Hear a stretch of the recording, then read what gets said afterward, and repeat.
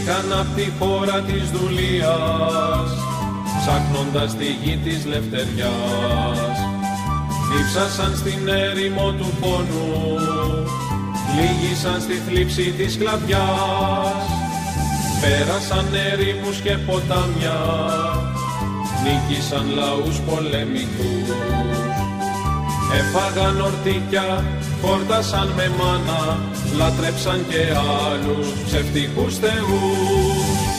Στον δρόμο προς τη γη της επαγγελίας, ετούτο το στρατή, το μαρτυρικό πάτησε εκείνος κι όλα τα παιδιά του χορεύονται μαζί του προς τον ουρανό.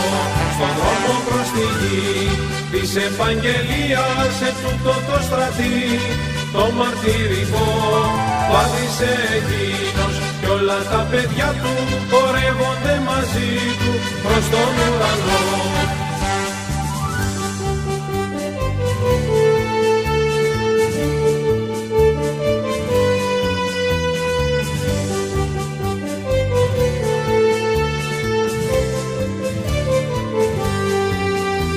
Η γη της Χανάν δεν μας περιμένει, μα κάποια άλλη γη μας καρτερεί. Έχει ετοιμαστεί κι άλλο δεν μας μένει, παρά μόνο η υπόσχεση αυτή. Στην πορεία αυτή μόνο εκείνος είναι σύμμαχος, προστάτης, βοηθός. Κι αν κινδύνει πολύ πολλούς μας απειλούνε, είμαστε ο περιουσίος λαός.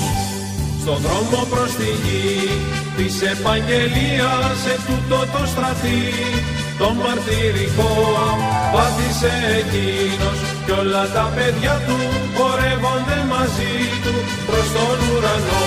Στον δρόμο προς τη γη της επαγγελίας, ετούτο το στρατή, το μαρτυρικό πάτησε εκείνος κι όλα τα παιδιά του χορεύονται μαζί του προς τον ουρανό.